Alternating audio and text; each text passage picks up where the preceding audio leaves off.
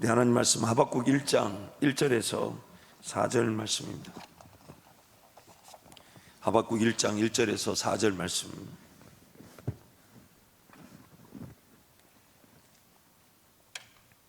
우리 넉절 말씀을 함께 선포하겠습니다. 선지자 하박국이 묵시로 받은 경고라. 여호와여, 내가 부르짖어도 주께서 듣지 아니하시니 어느 때까지리이까? 내가 강포로 말미암아 외쳐도 주께서 구원하지 아니하시나이다. 어찌하여 내게 죄악을 보게 하시며 패역을 눈으로 보게 하시나이까? 겁탈과 강포가 내 앞에 있고 변론과 분쟁이 일어났나이다. 이러므로 율법이 애이하고 정의가 전혀 시행되지 못하오니 이는 악인이 의인을 에워쌌으므로 정의가 굳게 행하여 짐이니이다. 아멘. 우리 한 번 더 힘차게 선포합니다. 시작. 선지자 하박국이 묵시로 받은 경고라. 여호와여, 내가 부르짖어도 주께서 듣지 아니하시니 어느 때까지리이까? 내가 강포로 말미암아 외쳐도 주께서 구원하지 아니하시나이다. 어찌하여 내게 죄악을 보게 하시며 패역을 눈으로 보게 하시나이까? 겁탈과 강포가 내 앞에 있고 변론과 분쟁이 일어났나이다. 이러므로 율법이 예의하고 정의가 전혀 시행되지 못하오니 이는 악인이 의인을 에워쌌으므로 정의가 굳게 행하여 짐이니이다. 아멘. 적지 않은 성도들이 지금 온라인으로도 예배를 참여하고 계신데 하나님께서 여러분의 그 현장에서도 깊이 여러분을 만나 주실 것을 감사합니다. 무엇보다 여러분 현장에서 함께 기도하며 함께 하나님 나라 영광을 구할 수 있는 게 우리 교회의 목적이자 사명입니다. 모이기를 패하는 어떤 자들의 습관과 하지 말고 항상 모이기를 즐겨해서 우리에게 하나님이 더 놀라운 꿈을 주시도록, 더 놀라운 은혜를 베푸시도록, 더 놀라운 공동체 하나됨을 통해 기도의 제목들을 발견하며 응답받는 우리 교회와 성도가 될 줄 믿습니다. 하박국서의 특징이 있습니다. 첫 번째는 하나님의 계시를 받아 백성에게 선포하는 다른 선지서들과는 달리 선지자가 하나님께 드리는 질문과 그 질문에 대한 하나님의 답변으로 구성되어 있습니다. 다른 선지자들은 하나님께서 그 선지자들에게 깨닫게 하시고 그 깨닫게 하신 말씀이 그 백성들에게 선포되는 형식으로 이 선지서의 내용들이 소개되고 있는데, 특히 하박국 선지자가 마치 백성들의 대표인 것처럼 하나님께 질문을 던지고 하나님께서는 그 하박국 선지자의 질문에 답해 주시는 형식으로 우리에게 말씀이 전해지고 있습니다. 두 번째 이 특징은 공의와 정의의 하나님께서 창조하셨고 다스리고 계심에도 불구하고 죄악과 부정과 악행들이 용납되는가라는 질문을 이 하박국 선지자가 백성의 대표처럼 하나님께 드리고 있습니다. 그래서 이 부분들을 우리가 좀 더 살펴보게 될 것이고요. 세 번째 이 하박국서의 특징은 선지자 하박국의 출신에 대해서는 성경이 명확하게 말씀하고 있지 않습니다. 이 하박국서의 안에서만 하박국이라는 이름이 등장하고 다른 성경에는 다른 우리 내용에서는 하박국의 어떤 출신이라든지 배경이라든지 그가 어떤 이 지역에서 태어났는지 집한지 전혀 우리 내용이 정확한 내용이 성경에 없습니다. 그래서 이 하박국서의 특징 네 번째는 이 하박국이라는 이름은 히브리어 동사 껴안다라는 이 단어에서 파생되어 껴안는 자라고 학자들이 추측하지 이것도 명확한 해석은 아닙니다. 단지 껴안는 자라고 이름을 해석할 수 있다 이렇게 보고 있습니다. 하박국서의 역사적 배경입니다. 이 역사적 배경을 좀 더 살펴보게 되면 전체적인 이 말씀 이해에 큰 도움을 받게 됩니다. 왜 그 하박국 선지자가 그런 말을 했는지 또 그런 말들이 나올 수밖에 없었는지를 이 역사적 배경을 보면 좀 더 이해할 수 있는데요. 이 하박국서가 기록된 정확한 연대는 명확하지 않습니다. 하박국서 안에서만 그 모든 이 유추해 볼 수 있고 다른 어떤 열왕기 상하나 역대 상하에 혹은 다른 예언서에는 그런 하박국에 관련된 연대라든지 혹은 하박국 선지자에 대한 표현이 언급되고 있지 않습니다. 단지 하박국서의 내용을 토대로 시대적 역사적 배경을 추측할 수 있습니다. 그래서 그 연대를 이 비 내용을 보시면 하나님께서 유다의 죄악을 갈대아를 통해 심판할 것이라는 내용을 보아 하박국의 활동 시기를 주전 600년대 그리고 650년대로 이렇게 보는 것이 대부분의 학자들의 의견입니다. 왜냐하면 그 갈대아를 들어서 침략을 시키겠다는 것은 주전 약 한 250년 300년대와 주전 600년대 이때 두 번이 일어났는데 두 번 일어났는데, 하박국 선지자가 구약의 어떤 활동 시기를 봤을 때는 주전 250년, 300년대까지는 가지 않을 것 같고 너무 가깝고 600에서 650년으로 보는 것이 가장 안전하다고 대부분의 학자들이 그렇게 보고 있습니다. 그래서 1장 6절 말씀을 보면, 보라 내가 사납고 성급한 백성 곧 땅이 넓은 곳으로 다니며 자기의 소유가 아닌 거처들을 점령하는 갈대아 사람을 일으켰다. 하나님께서 하박국에게 그렇게 답변하신 내용이에요. 그 갈대아라는 단어를 영어 성경으로 보면 바빌로니아라고 되어 있습니다. 이 바벨론이라는 표현으로 함께 쓰고 있죠. 이 갈대아 지역이, 그 바벨론 지역이 나중에 왕조로 세워졌기 때문입니다. 이 역사적 배경의 세 번째는 히스기야 왕 때보다 훨씬 더 강력한 종교교육이 당대 요시야 왕을 통해 일어났습니다. 북쪽 이스라엘은 망했고요, 남쪽에는 요시야 왕을 통해 굉장한 종교교육, 우리가 주일날 저녁에 좀 살펴보겠지만은 요시야 왕 때는 그 당시 히스기야 왕 때 드려지지 않았던 유월절 절기가 지켜질 만큼 굉장한 종교교육이 일어났었습니다. 하지만 아수르를 도와주려고 올라오던 애국과 이 요시야 왕이 싸우다가 갈그미스 전투에서 죽어버리고 맙니다. 참 이것도 굉장히 많은 영적 의미가 있는데 이것은 다음에 살펴보면 하박국에 관련된 내용이 아니기 때문에, 당시 요시야 왕이 제위할 때 종교교육이 일어나고 그다음에 요시야 왕이 죽고 그 위에 유다 왕국이 그 바벨론과 아수르에게 끊임없는 핍박을 당하다가 망하여져 가는 그 시기 요시야 왕이 죽은 그 얼마의 시기에 이 하박국 선지자가 활동했다는 것이 대부분의 학자들의 의견입니다. 그래서 북이스라엘은 이미 아수르에게 망했고 남유다도 아수르의 공격을 받고 언제 망할지 모르는 상황이었습니다. 그런데 당시 여호야김 왕은 아수르를 막기 위해 애굽 왕에게 백성들에게 삭제한 세금을 가져다 주고 있었습니다. 이 여호야김 왕이 요시야 왕, 그렇게 종교 개혁으로 하나님을 섬겼던 요시야 왕의 아들인데, 그가 이 여호야김이라는 이 왕이 이 애굽 왕을 의지하게 된 것이죠. 그리고 이 나라가 망해져 가는데도 왕과 백성들은 하나님께 회개하지 않았습니다. 심지어 여호야김 왕은 자신이 거할 초호합한 왕궁까지 건설하는 무모한 짓을 저질렀습니다. 그래서 예레미야 말씀에 보면 13절 14절과 17절 19절에 이런 말씀이 있는데 우리 연이어서 함께 선포하겠습니다. 불의로 그 집을 세우며 부정하게 그 다락방을 지으며 자기의 이웃을 고용하고 그의 품삯을 주지 아니하는 자에게 화 있을진저, 그가 이르기를 내가 나를 위하여 큰 집과 넓은 다락방을 지으리라 하고 자기를 위하여 창문을 만들고 그것에 백향목으로 입히고 붉은 빛으로 칠하도다. 그러나 내 두 눈과 마음은 탐욕과 무죄한 피를 흘림과 압박과 포악을 행하려 할 뿐이니라. 그러므로 여호와께서 유다의 왕 요시야의 아들 여호야김에게 대하여 이와 같이 말씀하시니라. 무리가 그를 위하여 슬프다 내 형제여, 슬프다 내 자매하며 통곡하지 아니할 것이며, 그를 위하여 슬프다 주여, 슬프다 그 영광이여 하며 통곡하지도 아니할 것이라. 그가 끌려 예루살렘 문 밖에 던져지고 나귀같이 매장당함을 당하리라. 하박국의 그런 시대 상황을 여호야김의 그런 왕의 적응이 없는 모습을 보면서 시대 상황을 좀 더 이해해 볼 수가 있는 것이죠.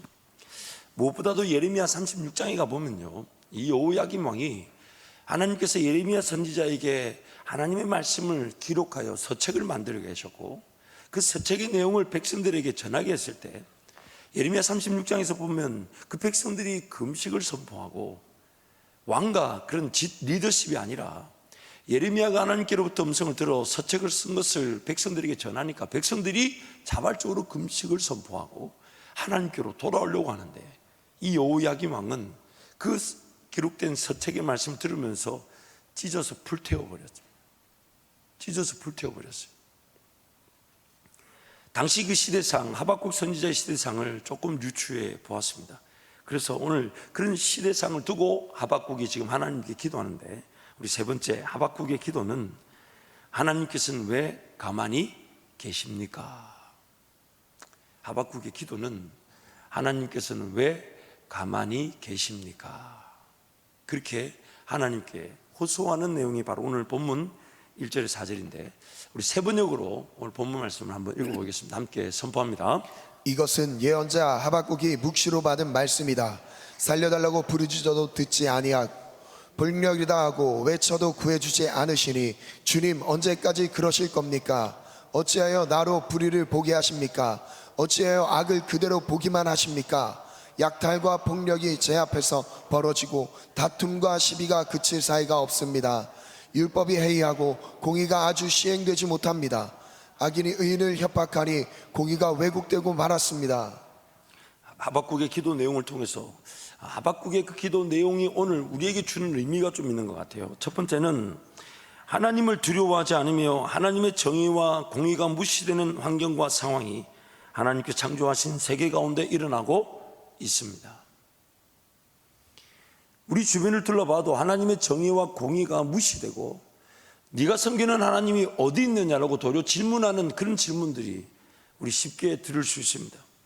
하나님이 창조하신 세상인데 하나님을 두려워하지 않는 일과 하나님의 법과 질서를 무시하는 일들이 일어나고 있습니다. 두 번째는 하나님께 당장 살려달라고 기도하며 매달려도 응답이 없는 것처럼 보일 수 있습니다. 하나님께 당장 살려달라고 기도하며 매달려도 하나님이 침묵하시는 것처럼 느껴질 때가 있습니다. 제가 아마 여기서 아마 그런 적 있냐고 물어보면 아마 모두가 손을 드실 거예요. 여러분 어떠세요? 욥의 고백에 의하면 하나님이 여기 있다 해서 자기가 갔더니 방금 저가 여기 있다 해서 왔는데 거기 안 계시고, 하나님이 저기 계신다 해서 저기 갔더니 하나님이 안 계시고, 뒤에 있다 해서 뒤에 갔더니 안 계시고, 앞에 있다 해서 앞에 안 계시고, 옆에 있다니까 옆에 계서 안 계시고, 이쪽으로 가니까 이쪽에 있다 해서 안 계시고, 자기만 피하는 것 같은 그런 말. 그런데 욥이 이렇게 얘기하죠. 나의 가는 길을 오직 그가 아시나니 그가 나를 단련하신 후에는 내가 순금되어 나오리라. 우리 하나님은 종종 이렇게 술래잡기 하듯, 물론 그걸 즐기지는 않아요. 굉장히 아파하시면서 숨으실 때가 있어요. 이 전도서 3장 말씀 보면 이렇게 있습니다. 안을 때가 있고 안는 일을 멀리할 때가 있다. 하나님께서 우리를 안아주실 때도 있지만 또 안는 일을 멀리할 때가 있다. 가장 대표적인 경우가 예수님이셨죠. 엘리 엘리 라마 사막다니, 하나님 하나님 어찌하여 나를 버리시나이까. 하나님은 반드시 모든 것을 알고 계셔서 도우시고 인도하실 텐데, 우리가 기도할 때에 응답이 없는 것처럼 좀 기다리라고 하실 때도 있고 인내하라 하실 때도 있고 아무 소리 안 하실 때도 있습니다. 그 하박국의 심정이 그 기도에 그대로 드러나고 있죠. 세 번째 하박국의 기도의 내용을 보면 하나님께서 그러한 세상을 용납하고 묵인하시는 것처럼 보일 수 있습니다. 하나님께서는 그러한 세상, 하나님의 정의와 공의를 무시하고 하나님을 두려워하지 않는 그 모든 일들을 묵인하실 수 있다는 거예요. 성경은 언제까지 그것이 그렇게 보일 수 있냐? 예수 그리스도 이 땅에 다시 오신 그날에 무저갱이 열리고 그게 모든 제약들과 모든 악들이 온전히 던져질 때까지 하나님의 응답은 더딘 것처럼, 혹은 하나님이 그런 제약들, 그런 공의와 정의를 무시하는 일들을 묵인하는 것처럼 보일 수 있다는 것입니다. 네 번째, 하박국의 기도의 내용을 보면 악이 의를 이기는 것처럼 보여질 때가 있으며 의를 따르는 것이 어리석게 보일 수 있습니다. 여러분, 이게 오늘 우리가 좀 두려워해야 될 내용입니다. 그래도 지금 우리는 예수를 믿는다라는 성도들이 그래도 이만큼이라도 갖춰져 있지만, 만약 북한 같은 상황이라면 어떻게 될까요? 저와 여러분이 남한에 태어나 이런 은혜를 누리고 있는데 만약 우리도 북한과 같은 상황으로 치닫는다면 어떻게 될까요? 오늘 이 하박국의 기도 내용을 보면서 오늘 우리 영적 형편들을 살펴보고 우리가 경각심을 가져야 될 것이, 우리도 모르는 사이에 우리의 상황과 환경이 내가 원하지 않는, 뜻하지 않은, 그리고 이렇게까지 비참하게, 이렇게까지 처참하게, 이렇게까지 하나님을 두려워하지 않는 상황에까지 이를 줄 몰랐다 할 때가 있을 수 있습니다. 그러므로 지금 우리가 함께 모일 수 있는 이것을 굉장히 귀한 것으로 알고, 정말 우리가 서로 기도하며 섬기며 더욱 하나가 되고 더욱 모이기를 힘쓰며 더 사랑하기를 힘써서 우리의 이 모임만으로도 이 지역과 나라 민족이 깨어서 쓰임받을 수 있도록 할 뿐만 아니라 우리에게는 그런 경각심, 이 하박국의 시대처럼 하나님의 정의와 공의가 무시되며 하나님의 의를 따르는 일이 거절당할 뿐만 아니라 하나님의 말씀대로 살고자 하는 일이 어리석게 보이는 이런 상황에 치닫지 않도록 우리가 기도해야 될 줄 믿습니다. 그래서 하박국의 기도를 통해서 이 하나님의 말씀을 지키며 순종하는 것이 미련하게 보이고 하나님의 공의는 사라진 듯 보일 수 있습니다. 언제든 어느 때든 여러분 신앙이라는 것이 이 도움의 기회를 가지게 되는데, 그 도움의 기회는 이런 거죠. 내가 지금 정말 이거 기도하면서 이렇게 가도 될까? 기도하면서 이렇게 가도 될까? 그래서 막 기도하고 나오는데 옆에 있는 한 지체 혹은 집사님이 제 손을 잡더니, 집사님, 하나님께서 반드시 집사님의 기도대로 응답해 주실 것입니다. 이 한마디는 굉장한 힘을 얻습니다. 그런 신앙의 공동체 함께 이루어가는 것인데, 만약에 우리가 그렇게 서로 돌아보지 않으면요, 정말 하나님의 말씀을 지키고 따르는 것이 과연 옳은 일일까? 나은 사람만의 결단과 다짐만으로는 그 일이 지켜지기가 쉽지 않습니다. 그래서 주변을 돌아보면 모두가 불법을 행하고 있고, 모두가 하나님 없는 것처럼 결정하고, 모두가 하나님을 두려워하지 않고 그저 자신들의 그 세상 방식, 지금의 위기를 벗어나고자 하는 것, 타협, 그러나 하나님을 거절하는 그런 방식들을 채택할 때마다 나의 그런 외로움이 결국 나의 믿음까지도 상하게 만들 수 있다는 겁니다. 그래서 그 롯에 대해서 그렇게 성경이 말하죠. 의로운 심령이 상황과 환경 때문에 상하게 되었다. 물론 하나님이 건져내어 주셨지만, 그러나 그 이후에 롯의 삶은, 두 딸의 삶은, 물론 나중에 모압과 암몬이라는 자손이 나오긴 했지만 하나님의 그런 법과 질서가 온전히 존중되지 못한 가정, 깨어진 가정, 상처의 가정으로 삶을 살아가는 것을 볼 수가 있습니다. 오늘 우리가 정말 두려워해야 될 것이, 나한 사람부터 하나님의 말씀으로만 살아가기로 작정하고, 그것이 우리 교회 공동체 모든 성도들의 자랑이 되어서 서로가 격려해 주는 겁니다. 조금만 인내하면 돼. 하나님이 도와주실 거야. 세상 방식에 우리 타협하지 말자. 조금만 인내하자. 지금 손해보더라도, 지금 포기하더라도, 지금 거절하더라도, 지금 조금 돌아가는 듯 보여도 제대로 가야 하니까 하나님 말씀 붙들고 같이 인내하며 하나님 은혜를 구하자. 그래서 그런 하나님의 은혜를 구하고 하나님 말씀을 따르는 일이 어리석게 보이는 세상 풍토 가운데서 우리 하나님만이 자랑되는 우리 공동체가 되기를 축복합니다. 그래서 나 한 사람부터 그런 일에 깨어 있을 때 우리 모두가 그 일에 하나가 된다면 우리는 더 큰 힘을 얻게 될 것이에요. 분명히 큰 이 햇불이지만, 큰 이 장작, 이 모닥불이지만, 그러나 그 나무 하나가 덩그러니 떨어져 불을 피우는 건 곧 식어지고 죽어지기 마련입니다. 그러나 함께 불을 피우면 그 나무 하나, 어쩌면 각 나무가 모였을 뿐인데 흩어졌을 때의 그 영향력보다 모였을 때의 영향력이 훨씬 더 파급 효과가 큰 것이죠. 서로가 도움을 받는 것이죠. 추운 겨울날 떨어져 자는 것보다 함께 모여 자는 것이 따뜻하듯이, 양무리에 들어있을 때가 안전하듯이 떨어져 있지 않고 하나가 되되 하나님의 말씀대로 살아가기로 작정하고, 좀 외롭고 좀 더디게 보이고 좀 아닌 것처럼 보이고 세상 방식과는 전혀 배치되는 것처럼 보여도 하나님의 질서가 존중될 수 있도록 은혜를 구하는 것이 오늘 우리 교회 공동체의 사명인 줄 믿습니다. 마지막으로 하박국의 기도의 내용을 보면, 심지어 의인이 협박을 당하고 틀리고 잘못된 것들이 하나님의 공의처럼 보일 때가 있다는 것입니다. 분별력을 잃은 그 백성들이 자연되어지는 그런 잘못된 일들이 마치 하나님의 것인 양 율법처럼 혹은 하나님의 법처럼 보여질 때가 있다는 것입니다. 그래서 정의가 굽게 행하여진다. 정의가 굽게 행하여진다. 그러므로 오늘 우리 교회 공동체가 경각심을 가져야 될 것이, 여러분, 우리 단체, 군중 자체가 잘못된 방향으로 쏠릴 수가 있습니다. 한 사람이 깨어있는 것보다 군중에 깨어있는 것은 훨씬 더 큰 역사가 되겠지만, 그러나 한 사람의 그런 깨어있음보다도 군중은 더 무지하고 어리석을 수가 있습니다. 그것이 바로 군중의 위험이죠. 그래서 그 레밍 효과라는 게 있죠. 레미라는 그 쥐과에 속하는 그 쥐는 앞에 쥐 한 마리 달리면 뒤에 따라가는 쥐는 어디 가는지 모르고 앞에 달리는 쥐 따라 무조건 따라가다가 모두가 절벽에 떨어져 즉사하고 마는 그런 안타까운 일들이 일어난다고 하죠.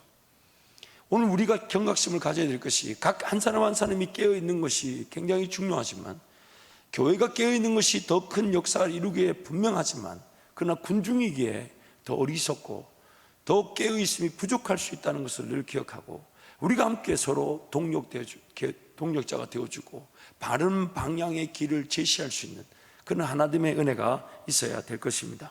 네 번째는 하나님의 세상에 죄악이 관영하고 있습니다.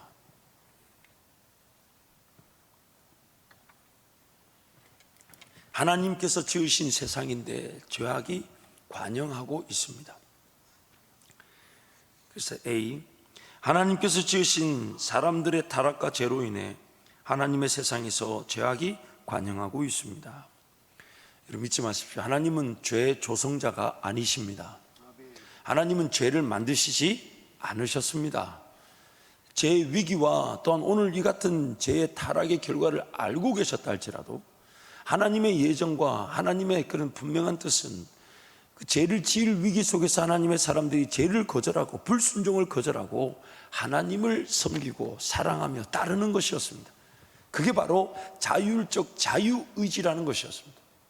만약 그 자율적 자유의지가 없었다면 죄를 지을 위기도 없었겠죠. 그러나 자율적 자유의지가 없어 죄를 지을 위기가 없었다면 그 백성들이 하나님과 동행하는 관계는 더 이상의 믿음의 세계라고 말할 수가 없습니다. 모든 것이 정해진 대로만 갑니다. 선택할 일도 없고 결정할 일도 없고 하나님을 이전보다 더 사랑할 이유도 없습니다. 왜냐하면 그냥 주어진 길을, 정해진 길을 걸어갈 뿐입니다. 그래서 하나님이 창조하신 세상은 그런 죄의 불순종의 위기, 그러나 그 가운데서도 건져내실 분명한 예수 그리스도의 은혜를 가지고 계셨지만, 그러나 하나님이 궁극적으로 지향하셨던 최고의 모양은 철저하게 죄가 없는 세상에서 그러나 죄의 위기를 거절하면서 미혹을 차단하면서 하나님을 하나님답게 사랑하고 섬길 줄 아는 것, 이게 바로 창조의 내용이자 목적이었죠. 그러나 그 사람이 그 자율적 자유의지로 하나님만을 선택해야 되는데 하나님을 거절함으로써 이 땅에 죄라는 것이 들어와 버렸습니다. 그리고 죄라는 것이 사망으로 이 땅을 지배하는 원리가 되어버렸죠. 그래서 죄가 세상에 들어왔다. 우리는 모두 그 죄의 지배를 피할 수가 없게 된 것입니다. 그래서 지금 이 악이 활동하는 것과 또한 모든 죄악이 관영한 것은 다름 아닌 타락한 사람들이 죄로 말미암아 그 죄의 기회들이 열려지게 된 것입니다. 그리고 마귀는 합법적인 활동 무대를 가지고 있습니다. 타락한 우리의 본성이죠. 우리의 욕심이죠. 우리의 정욕이죠. 이 육체죠. 이것을 악용해서 그들이 일할 수 있는 미혹의 유혹. 그래서 우리 욕심에다가 그런 미혹의 생각들을 집어넣어서 던져서 우리 욕심이 하나님의 뜻인 양 착각하게 만들고, 또한 그 미혹의 성곽에 사로잡혀 오해하고 잘못된 생각, 잘못된 판단, 잘못된 선택으로 시간이든 물질이든 삶을 낭비하게 만드는 그런 어처구니 없는 공격들이 여전히 존재하고 있습니다. 그래서 이 세상은 타락한 사람들로 인해 죄악이 관영하고 있는 것입니다.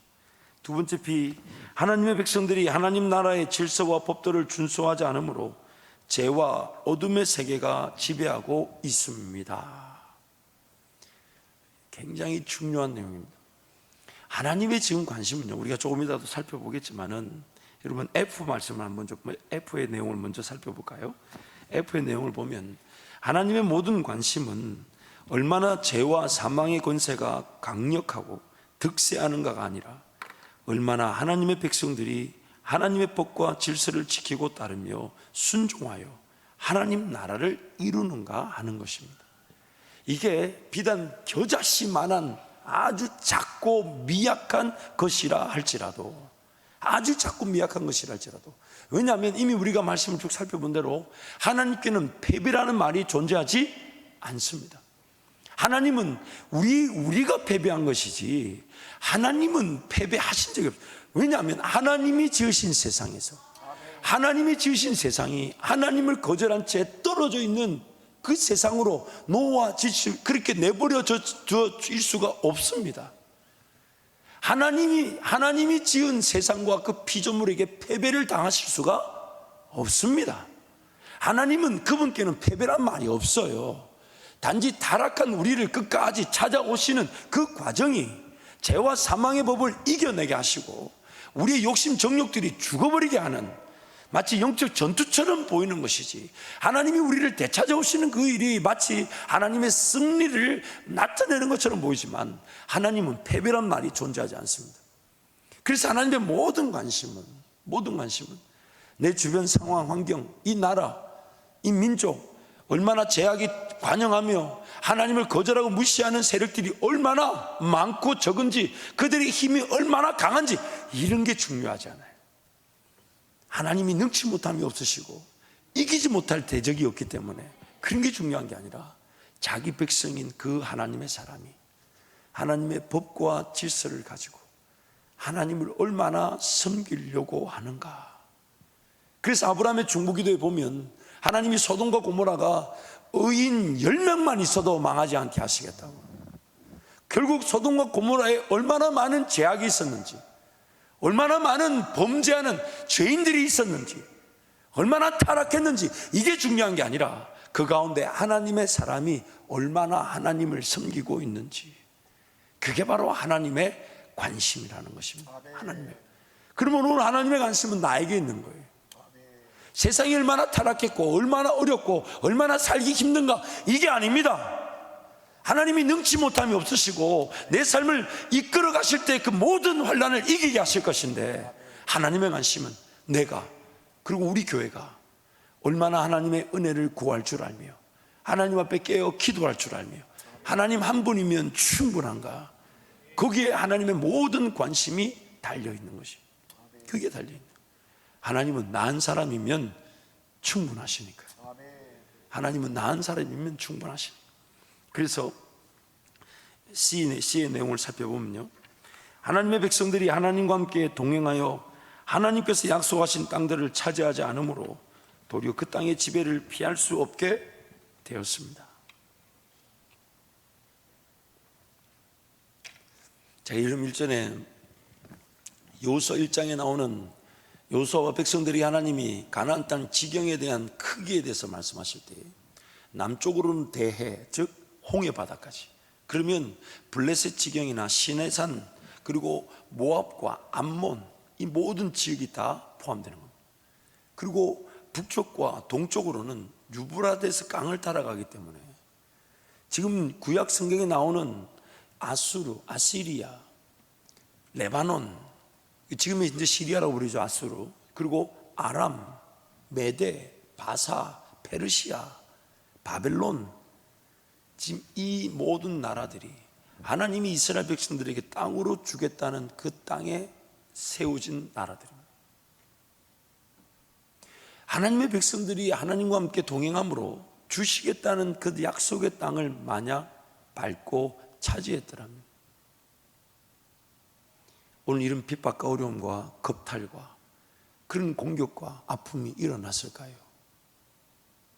지금 성경이 구약에 우리가 소선지자들을 쭉 한번 살펴보게 될 텐데요, 지금 그 이스라엘 백성들, 특히 지금 북이스라엘이 아수르에게 완전히 멸망을 당하고 이제 남유다가 요시아 왕 이후에 이제 점점 쇠퇴하여 이제 곧 멸망당하는 기사의 내용을 앞에 두고 하박국 선지자가 지금 이 내용을 전했다는 것을 볼 때 하나님의 지금 관심, 지금 하박국 선지자는 왜 하나님이 이렇게 제약이 관영하고 하나님의 공의와 정의가 무시됩니까? 라고 말은 하지만 하나님은 지금 어디에 지금 원인에 초점을 두고 계실까요?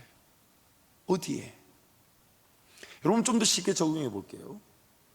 오늘 저와 여러분의 삶은요, 하나님께서 우리에게 제대체의 꿈을 가지고 걸어갈 그 믿음의 세계가 지금도 유효하고 있는데, 그러나 그 땅을 내가 차지하지 않으면요, 단지 꿈을 꾸지 않았을 뿐인데, 단지 하나님의 그 인도하심에 내가 믿음의 세계를 걸어가지 않았을 뿐인데, 그 땅을 지배하는 죄와 사망의 권세가 나를 공격하게 되어 있습니다. 그래서 사사기 말씀이 뭐라고 얘기합니까? 그 땅에 남겨진 자들이 너희 옆구리에 가시가 되고 눈에 올무가 될 것이다. 단지 그냥 같이 공존했을 뿐입니다. 어쩌면 꿈을 꾸지 않았을 뿐이에요. 비전을 가지지 않았을 뿐이에요. 하나님의 그 최대치의 꿈이 있지만 그 최대치의 꿈을 그냥 놓쳐서 현실적인 자리에서 인도하심과 은혜를 누렸을 뿐이에요. 나의 입장에서 보자면 최대치의 꿈이지만, 근데 하나님의 관점에서 보면요, 그 최대치의 꿈대로 살아가지 않으면 삶이 어려워질 수밖에 없습니다. 그래서 지금 내 삶에도 두 가지, 그 죄와 사망의 법과 생명의 성령의 법, 두 가지 법의 지배가 공존하고 있죠. 죽여야 될 것들, 포기해야 될 것들, 버려야 될 것들이 너무너무 많습니다. 근데 그 죽이고 버리고 포기해야 될 것, 죄와 사망의 법의 지배를 받고 있는 것들을 자세히 들여다보십시오. 누가 선택했습니까? 누가 결정했습니까? 누가 그런 것들이 내 삶의 가라지처럼 자라도록 허용했습니까? 마귀가 아니에요. 나예요. 나. 하나님의 최대치의 꿈에 관심도 없이 그저 주어진 삶을 그러나 최선을 다했죠. 그러나 최선을 다했다는 이유로 내가 걸어가야 될 꿈의 자리가, 내가 걸어갔어야 될 꿈의 자리에 책임도 함께 한 것은 아닙니다. 내 인간적인 실력과 방법으로 살다 보니까 그저 하나님 은혜를 구하며 산다 했지만 내 실력, 내 한계 안에 갇혀 있었어요. 그러다 보니 하나님은 차지하게 하실 최대치의 꿈이 있었는데, 근데 나중에 알고 보니까 그 땅을 하나님과 함께 제대로 차지하기만 했더라면 그는 해쪽 속의 땅이라든지 아시리아, 바벨론 같은 그 이후의 세력들 다 무너졌을 것인데, 그 땅이 오히려 하나님의 질서와 법도가 존중되고 하나님이 인정받는 나라들로, 누구 때문에? 나와 우리 때문에. 나와 우리 때문에. 그러므로 이런 하박국의 기도에 대해서 오늘 우리가 우리 자신들을 제대로 평가해 봐야 돼요. 하박국이 그런 어떤 하나님의 근본적인 내용까지 다 이해를 못해서 그냥 던지고 있는 순수한 기도라는 것에 대해서는 점수를 줄 수 있지만, 그러나 성경이 말하고 있는 그 분명한 내용을 살펴봐야 합니다. 하나님이 지금 그 죄를 죄답게 만든 사람이 누구냐는 거예요. 그리고 그 땅에 그런 강성한 나라들로 인하여 침략을 당하고 어려움을 당하고 아픔을 당하게 된 것이 하나님이 원래 가지고 있던 그 계획을 제대로 이해하지 못하고 그 꿈에 사로잡히지 못한 백성들이 어리석게도 자신들의 삶을 영위하고 자신들의 삶을 지켜가는 그런 안타까운 삶의 자리에 머물러 있다 보니까 자기도 모르는 사이에 그냥 꿈을 꾸지 않았을 뿐인데, 도리어 그 지배하지 못한 그 나라, 그 민족, 그 땅이 나를 위협하고 나를 넘어뜨리게 하고, 내가 꿈을 꾸지 못한 영역이 도리어 나를 포로로 삼아버리더라는 겁니다. 포로로 삼아버린. 죄와 사망의 법의 지배는 생명의 성령의 법의 지배가 없는 자리에서 이미 왕노릇하고 있습니다. 내가 오늘 성령 하나님을 온전히 따라가지 않으면 내 삶의 어떤 영역도 죄와 사망의 법을 이길 수가 없습니다. 하나님의 지금 관심은 여기에 있는 거예요. 그래서 여러분, 우리의 영안이 빨리 열려져야 합니다. 또한 보았지만은 오늘 본 것이 또 내일 볼 것과는 또 다른 것이에요. 더 놀라운 은혜의 길을 보여주실 수 있고, 더 놀라운 믿음의 세계를 보여주실 수 있고, 더 놀라운 하나님의 그 지경들, 그 나라, 그 영혼들을 되찾아오고 싶어 하시는 하나님의 마음이 있습니다. 하나님의 마음. 그 꿈을, 내가 꿈을 꾸지 않으면, 내가 꿈을 꾸지 않은 그것만으로도 내 삶은 곧 위험에 처할 수밖에 없습니다. 꿈이 없는 백성은 망하기 때문이에요. 망하기 때문에. 그래서 오늘 우리의 주어진 삶의 자리에서 꿈을 꾸어야 한다는 거예요. 그것은 하나님의 꿈을 발견하는 계기가 되면서 내가 하나님과 함께 더 깊이 동행할 기회가 되겠죠. 더 하나님을 신뢰하고 의지하게 되겠죠. 더 하나님께 묻게 되겠죠. 하나님, 정말 이것이 나를 향한 꿈이 맞습니까? 정말 남들이 들으면 얼토당토한 얘기일 수 있는데 정말 하나님 나에게 주신 거 맞습니까? 내가 이 꿈대로 붙들고 살아가도 됩니까? 정말 지금의 제 형편을 생각해 볼 때 도저히 이루어질 수 없을 것 같은데, 근데 하나님, 제가 이거 품고 있어도 되겠습니까? 여러분 어떠세요? 그런 꿈 있으십니까? 아멘을 할 줄 알고 전 설교를 마무리하려고 하는데 이 아멘을 안 하신다는 얘기는 지금 설교를 다시 해야 된다. 여러분 어떻게 그런 꿈 있으십니까? 그러나 그런 꿈이 없어도 오늘 우리는 그 꿈을 구하는 것으로 꿈을 꾸고 있는 것입니다. 꿈을 꾸고 있는 것이. 여러분 잊지 마세요. 하나님께서 말씀하신 그 지경은 최대치의 꿈은 그 최대치의 꿈을 향해 살아가 그 꿈이 이루어지게 될 때 내 삶이 온전한 자유를 맛보게 되지만 그 최대치의 꿈까지는 아니더라도 한 예를 들어 수치상으로 70% 80%라고 한다면 20, 30%는 언제든지 나를 위협하고 무너뜨릴 세력으로 존재하고 있는 것입니다. 이게 유혹이죠. 내 삶의 문화도 마찬가지고 습관도 마찬가지예요. 내 삶의 문화와 습관이 하나님 그분께 온전히 드려지기 위해 성령 하나님의 지혜에 따라 그래서 영적 안배, 육적 안배, 정서적 안배를 통해 문화를 만들고 습관을 만들 때 그는 하나님 중심의 문화, 하나님 그분을 기뻐하는 문화, 하나님 그분을 즐거워하는 문화로 이렇게 1차적, 2차적, 3차적 요소로 확대 적용될 수 있겠지만 그는 항상 두려워해야 될 것은 그것이 내 인간적 잘못 계산된 문화와 습관이라면 그것이 내가 하나님의 성령의 법에 따라 하나님의 성령의 법에 따라 그것을 지배하지 못한 대가를 치를 수 있다는 것. 지금 내가 용납한 그런 하나님 그분 그 나라와 영광의 기회에 걸맞지 않는 습관과 문화들은 반드시 나를 공격할 대상으로 잠재 요소로 남겨져 있다는 것입니다. 그래서 항상 그 부분을 염려해야 돼요. 그래서 여러분 어디까지 성경이 얘기하냐면 용서의 관계를 지키라고 얘기합니다. 우리가 우리에게 죄지은자를 사하여 준 것 같이 우리 죄를 사하여 달라. 그게 무슨 말이냐면 어떤 관계에서든지 불편한 관계가 있다면 그것이 결국 용서를 받지 못했거나 혹은 용서해 주지 못한 것으로 하나님과의 관계에 깨져버린다는 거예요. 그래서 그렇게 한 명이라 두 명밖에 안 된다. 그러나 그 한 명과 두 명이 하나님 오실 때는 반드시 회복되어져야 될 영역이 됩니다. 하나님의 관심은 99마리의 양이 아닙니다. 어디에 가실까요? 한 마리. 9가지 혹은 99가지를 잘하고 있는 것, 그것은 어차피 성령 하나님 은혜로 잘 되고 있는 것이잖아요. 하나님의 관심은 내 안에 있는 한 가지 부족한 것. 정말 단상에서 말하면 안 되지만 그거 참 싫어요. 그렇죠? 여러분 안 싫으신 모양이네요. 제가 최근에 기도하면서 깨달은 걸 여러분한테 나누면 여러분이 아마 무릎을 탁 치면서 하나님의 신묘 막측하심에 감격하게 될 건데 차마 제가 부끄러워서 말하지 못해요. 제가 그 새벽에 그걸 이렇게 감동으로 깨달았을 때 지금 한 일주일 된 것 같은데 마치 돌에 새겨진 글처럼 지워지지가 않아요. 그리고 한 3일은요 너무 힘들었어요. 하기 싫어가지고. 근데 하나님이 그걸 저한테 원하신다 하니까 지금도 한숨이 절로. 이 제 진심이에요. 제 솔직한 고백을 얘기해 볼까요? 요즘은 조금 한 일주일 지나니까 그것도 하나님 은혜로 되겠지 했는데 처음에 딱 이렇게 꼬집어졌을 때는 죽기보다 하기 싫더라고요. 죽기보다 하기 싫어요. 근데 하나님은 나 너의 그거 변화되기를 원한다. 그래서 제가 가까운 분한테 솔직히 아내한테도 얘기하고 다른 사람한테 얘기했더니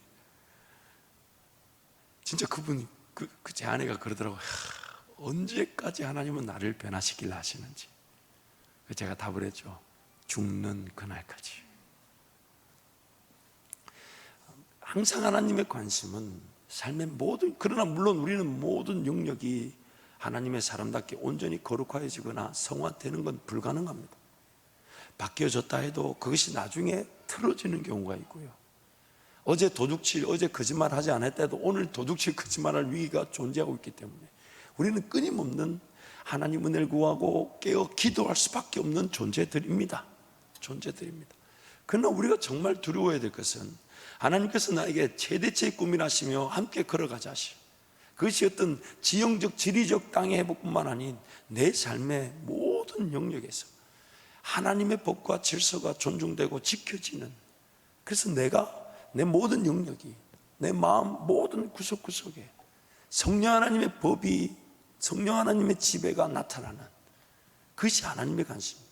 근데 만약 그 어떤 영역이든지 간에, 어떤 곳이든 간에 성령 하나님의 지배가, 성령 하나님의 임재가 없는 곳이라면 그것은 반드시 내 옆구리와 눈을 찌르는 가시와 올무로 남아있다는 것입니다.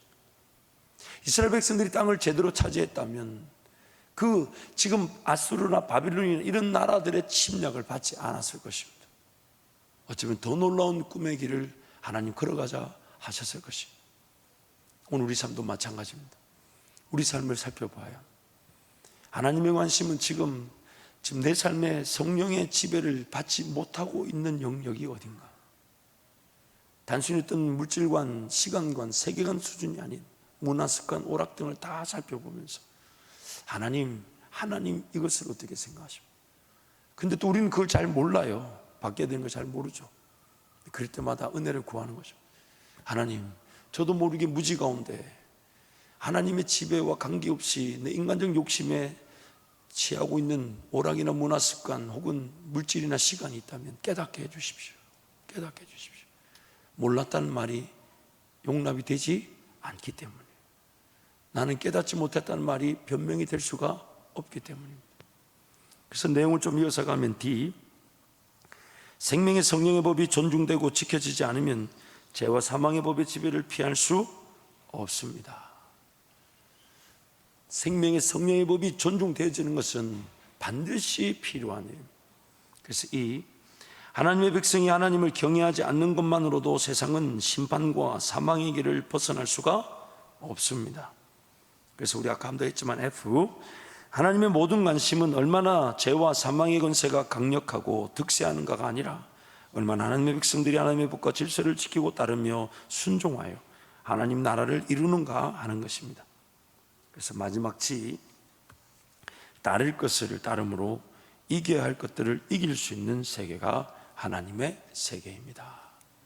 따를 것을 따름으로 이길 수 있는 것을 이길 수 있는 것이 바로 하나님의 세계입니다.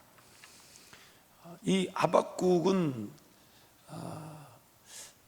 항상 하나님께서 어떤 선지자를 이렇게 세우실 때 극적으로 등장하는 선지자들이 늘 있어 왔습니다. 그래서 아브라함 때에는 멜기세덱이라는 어떤 살렘 왕 혹은 선지자로서 하나님 말씀을 전하는 자가 어디서 어떻게 왔는지 모르는지 등장했다 그러죠. 열왕기상에 보면 엘리야의 등장도 마찬가지입니다. 그에 대해서 알 수 있는 것은 디셉 사람이라는 것 외에는 아무런 내용이 없습니다.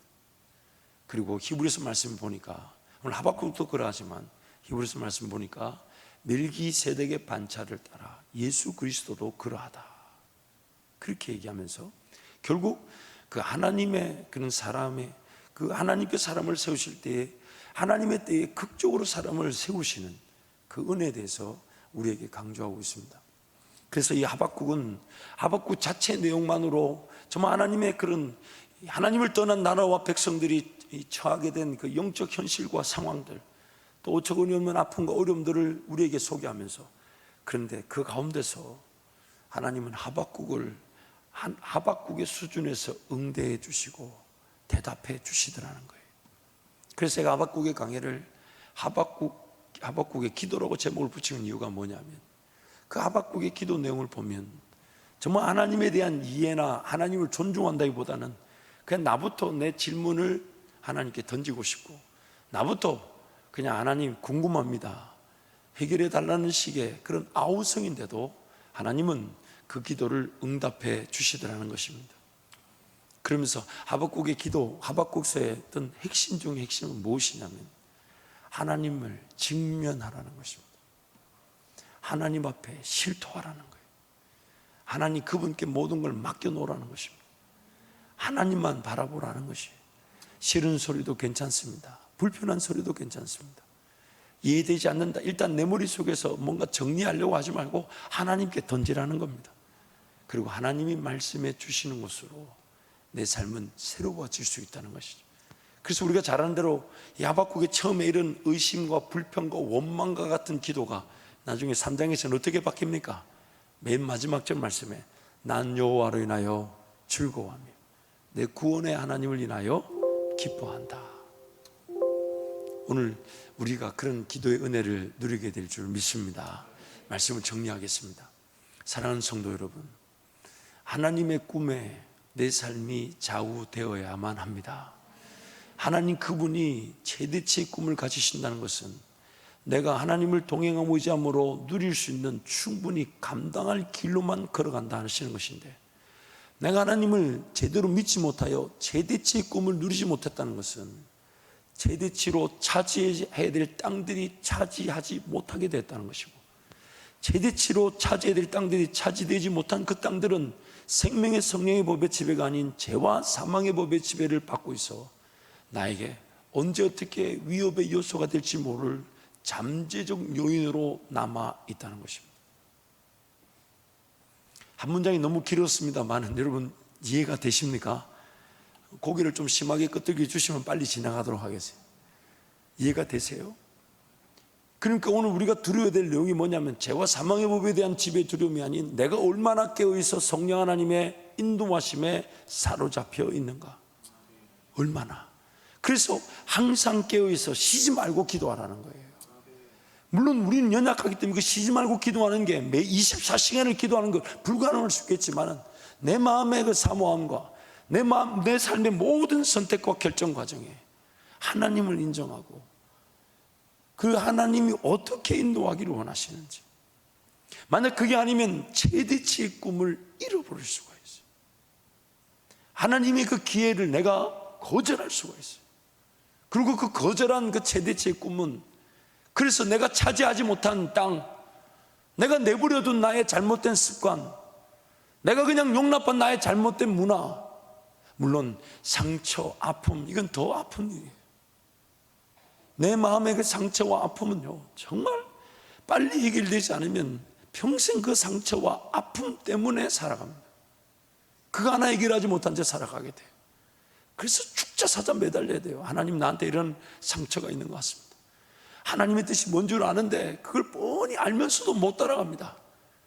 나의 연약함 때문이고 나의 상처 때문이라면 하나님 어서 치유해 주십시오.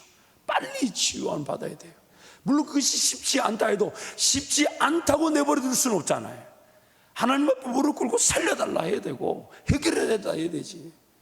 그래서 어떻게 해서든 내버려 둬 있는 그런 불편한 영역들, 잘못된 문화 습관의 그런 기회들이 존재하고 있지 않도록 내 삶의 영역부터 하나님 모든 영역에 성령 하나님의 지배가 강화되게 하시고 성령 하나님의 그 인도하심이 가득 차게 하시고, 무엇보다 하나님 미지의 세계를 걸어가는 일에 나 자신의 영역부터 자세를 지게 하셔서 나를 통해 누군가의 삶의 영역도 주께로 돌아오게 하시고, 하나님을 전혀 모르는 영역이 하나님을 알아가게 도와주시고, 하나님의 법과 질서가 해이해지고 무시되었던 곳에 하나님의 능력이 임하게 하여 주셔서 나를 통해 그곳에 하나님 나라가 세워지게 하여 주옵소서. 이것은 내 잔이 넘치나이다. 내 잔이 나부터 은혜로 채워주셔서 내 그 은혜가 나에게부터 충만하게 임해서 그것이 흘러넘쳐 마치 에스겔의 그런 강같이 닿는 모든 곳마다 생명의 역사가 나타나는, 그것이 바로 오늘 하나님 우리에게 원하시는 하나님의 나라 회복이며 이 땅에 하나님의 백성들이 드러나는 하나님의 뜻인 것입니다. 이 시간 함께 동서로 같이 한번 기도하겠습니다. 오늘 우리는 하나님의 은혜로만 사는데 안타까운 것은 이 세상이 하나님의 은혜 없이 살아갈 것인 양 착각하고 있다는 것이에요. 그리고 그 가운데서 하나님의 백성이라는 저와 여러분이 그 하나님의, 우리 역시도 하나님의 법과 질서를 제대로 인정하지 않은 채 살아가려고 할 수 있더라는 것입니다. 그러다 보니 하나님의 최대치의 꿈, 하나님이 우리가 그 땅을 차지함으로써 그 땅에서 어떤 다른 나라의 침략과 다른 나라의 그 아픔을 면할 수 있도록 도우기를 원하시는데, 그저 인간의 실력과 방법 안에서만 내 삶을 돌보고 내 삶을 책임지려고 하지만 내가 하나님의 꿈을 따라가지 않은 것만으로 옆구리에 가시와 올무가 되는 일들이 일어날 수 있더라는 것입니다. 그래서 오늘 이 시간 기도할 때 하나님의 땅에서 하나님의 사람다운 은혜를 누리며 살게 하여 주옵소서. 내 개인 영역의 삶의 자리가 지배되어지게 하시고 하나님 성령 충만을 통한 성령의 지배를 받게 하시되 하나님 꿈을 사모하고 그 꿈 따라 걸어감으로써 하나님의 땅이 회복되어지고, 그래서 그런 어떤 다른 나라 세력들, 그리고 어려움들이, 그 침해 요소들이 제거되어 줄 수 있도록 우리 주님 잡고 함께 기도합니다. 주여, 주여, 주여, 하나님 은혜를 베풀어 주옵소서. 긍휼과 자비를 베풀어 주시고 하나님의 꿈, 하나님의 비전에 따라 걸어가야 되는 인생길, 그 꿈을 놓치지 않게 하여 주옵소서. 하나님,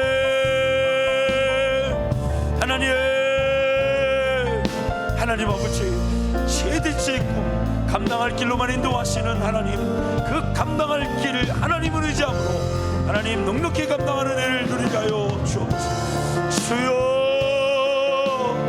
주여, 하나님 끝도 없이 추락할 수 있는 인생임을 잊지 않게 하여 주십시오. 하나님의 정의와 공의가 이해지며 하나님 말씀 따라 사는 것이 의미 없는 것처럼 느껴지며, 우리가 섬기는 하나님 어디 있느냐 조롱과 수치가 끊이지 않는 줄, 나와 우리 교회 이 모든 공동체의 성도들은 하나님의 말씀을 끝까지 지켜내며 순종하며 하나님과 함께 동행하는 은혜를 누리게 하여 주옵소서. 주여,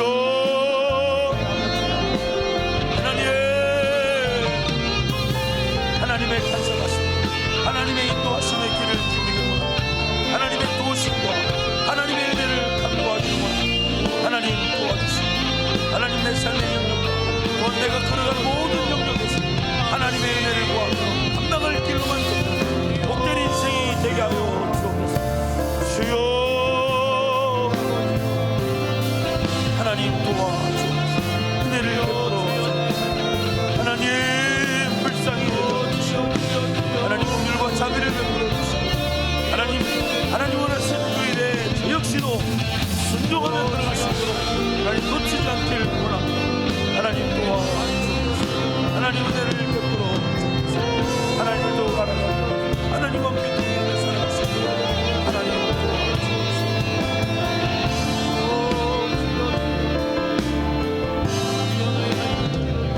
이 시간 한 번 더 기도할 때에 여러분 혹시나 상처나 그런 아픔들이 있다면 이 시간 하나님께 은혜를 구합시다.